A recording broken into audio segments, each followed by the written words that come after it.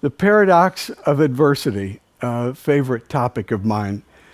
The concept of the paradox is as old as the written word, really. If you go back to the Epic of Gilgamesh, to Homer's Odyssey, to Harry Potter, to James Bond, these are all stories about people converting adversity into a paradox that later becomes a positive outcome. And there are many types of adversity that we face in life, and they've been given many different names over the years. Warren Bennis would call these things the crucible events of life. These are when we face events and moments of extreme stress that help introduce us to ourselves. There was one recently in France that you may remember on a train. A young man came out of the bathroom with an automatic weapon, intent on killing some people. And there were 3 men on that train that made a decision to try to do everything they could to convert that into a positive outcome. And one of them, Chris Norman, who's a British fellow, said that what motivated him to do that was he decided at that moment, when he saw him come out of the bathroom, that he was not going to die sitting down. And so, what I want to share with you today is how we can put these into the context of our daily lives, how we can take the adverse situations that we encounter on a day-to-day basis and convert them into positive outcomes.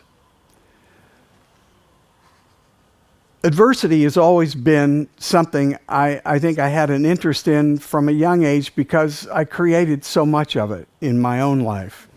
I only went to high school for a year and a half. I never finished.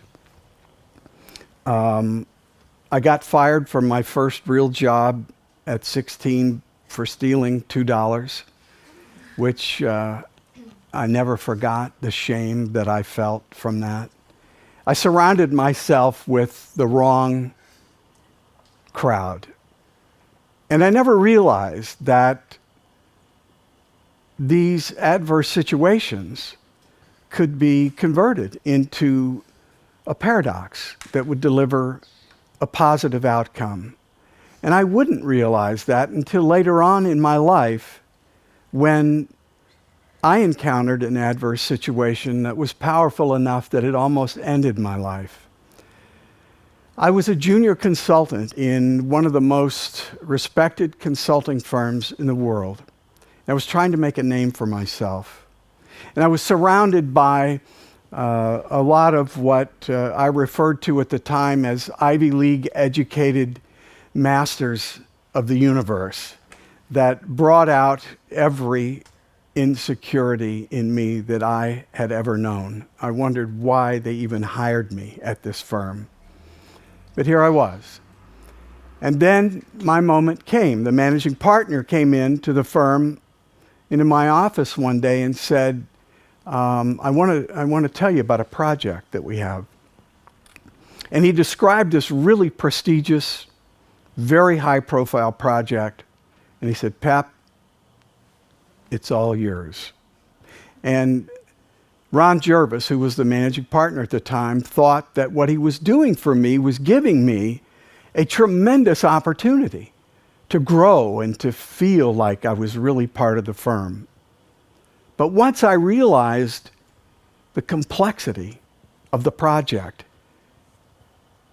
the gravity of the project, this project was going to be the key element of a $1 billion valuation for our client. It was also fraught with cultural issues, language issues. And the longer I got into this project, the more I realized how difficult it was going to be to try to communicate with the client. We had at one point an 8-hour international conference call. 8 hours. And I was trying to explain to them and a room full of their attorneys and their senior executives why what they wanted to do now, because they'd been changing the game plan all along, wouldn't work. And so it was too late now. I mean, I couldn't back out. It would be a career-ending experience. And I couldn't deliver anything less than a perfect outcome, because that would be a career disaster at the firm. And I felt lost. I felt so far out of my comfort zone that I really felt I was in free fall and that everybody was watching me. And as time went on, and I began to feel overwhelmed by this, I would begin coming home earlier and earlier in the day. And I remember the feeling of just coming through the doors of my home and literally falling into the arms of my wife and my best friend at that time, Priscilla. I was exhausted. She would make me a bowl of soup, and I would go to bed at about 7:30 or 8 o'clock. And it was about that time in my life that I was introduced to what psychologists call the hour of the wolf. And the hour of the wolf looks like this. You are exhausted. It's about 8 o'clock. You go to bed. You finally fall into a restless sleep around 10 or 10:30, only to wake up at about 3 in the morning, the hour of the wolf. Sand in your eyes, unable to sleep, can't stop the negative thoughts. You finally drift off maybe at about 5, only to wake up at 6 to get ready to go to work, put on your game face, which gets harder to find as time goes on, and then you go to face the day. Finally, the pressure became so much for me that I came home one day and I said to Priscilla, I said, I'm going to resign.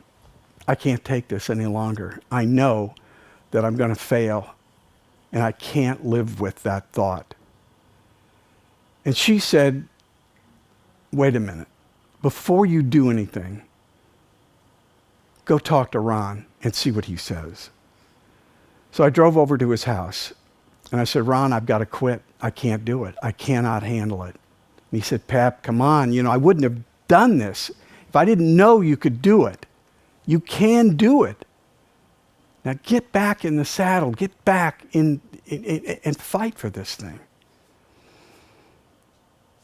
And so about a week later, and I'll never forget this moment, it was in the winter. I was staring out of my office window into the late afternoon winter sun as it was becoming dark. And anxiety, perspiration was dripping down the back of my head, down my back. And Ron came in and he said, Pep, you're not yourself. You're not yourself. You have got to pull this together. This means a lot to us. It means a lot to the firm. And it means a lot to you. Now pull it together and get going. And so about a week after that, one day I came home at lunch to go to bed. And I went up to my bedroom, and my Springer Spaniel, Buddy, sensed that something was wrong. And he got into bed next to me. My wife came in, looked at me, and knew that something was serious. And she called for an emergency appointment with a psychiatrist. And I went in to see her. And all I remember from that moment when I went in there was sitting in front of her with my head in my hands and just crying. I couldn't stop. I couldn't talk. All I could do was just let this out. And that's when I was introduced to Xanax, the tranquilizer. And so, prescription in hand, I went home to go to bed. About a week after that, after weeks of heightened levels of cortisol in my blood system, my body broke. I couldn't stand up because of the pain in my abdomen. I couldn't talk. My wife rushed me to the emergency room, and I remember this very nice female voice saying, "Come on, Pepper, just swallow. Just swallow." And what she was doing is she was passing a tube through my nasal cavity down into my stomach.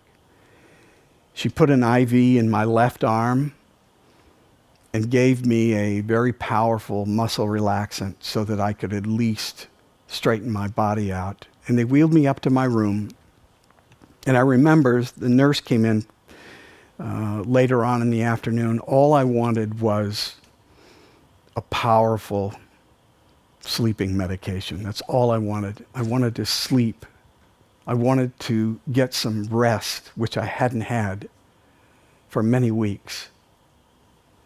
And when I woke up the following morning, I realized that I'd passed the hour of the wolf for the first time in a number of weeks. And I remember what Warren Bennis's words were about the crucible and about these stressful events that we face in our lives. But more importantly, I remember the words of the psychiatrist when I was asked, what are you doing? Are you playing to win, or are you playing not to lose? There's a big difference. Playing to win or playing not to lose. I got up, I got dressed, I signed myself out of the hospital, and I knew that this was a turning point for me. I'd made a decision that I was going to move forward now into this process, that I was not going to be a passenger any longer. So I went back to my office.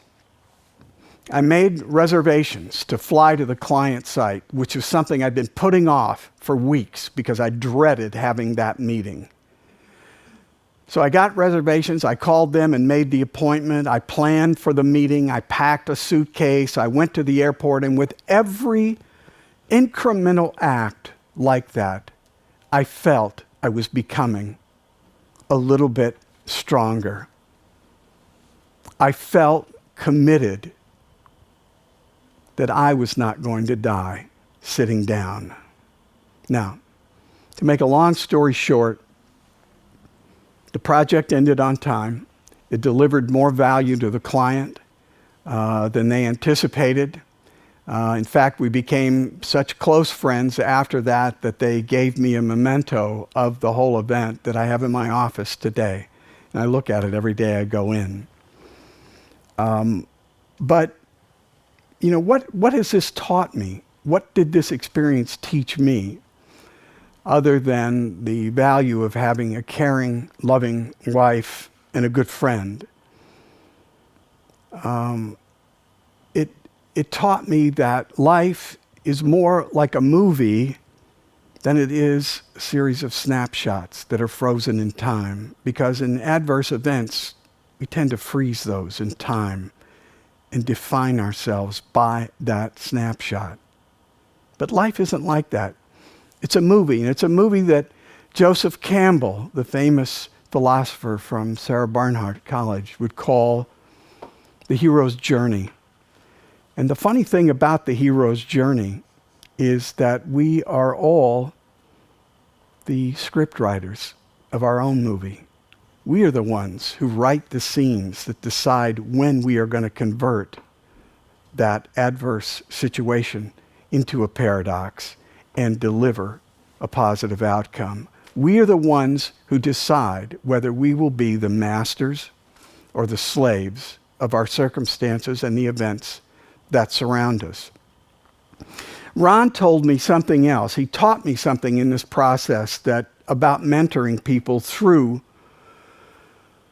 a paradox. And that is, as a mentor, You're not a savior. You have to let people solve their problem in order for them to learn and to grow.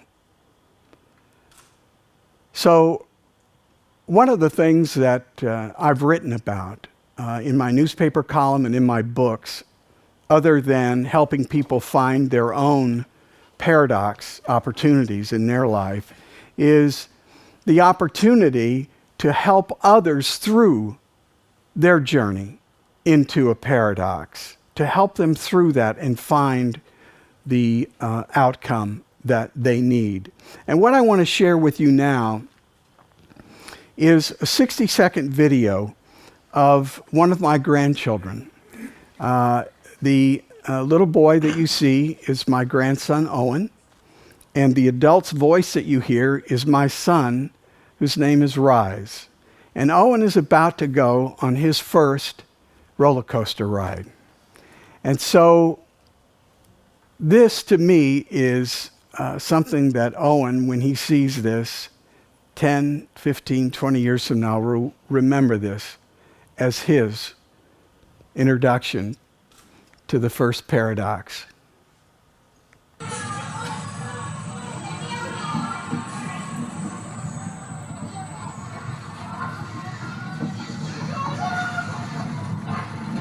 What do you think, bud?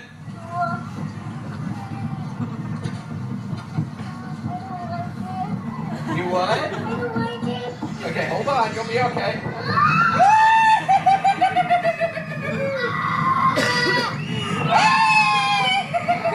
I told you! Jerry!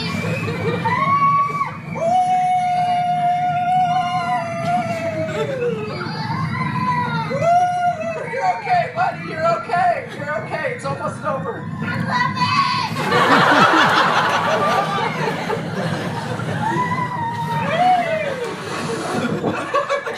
That's it. What'd you think? Did you like it? Yeah! So, you see, sometimes these adverse situations do have positive outcomes, and sometimes they come a little bit closer than we expected. It's taken me many years to be able to share my story with people, and when I saw the video of my grandson, it helped give voice to my own experience. And what I hope it does for you today is maybe help you understand adverse situations with a different perspective, and also to understand that it's through adversity that we gain strength. And it's through that journey to creating a paradox that we become stronger than we ever imagined we could. Thank you. Thank you very much.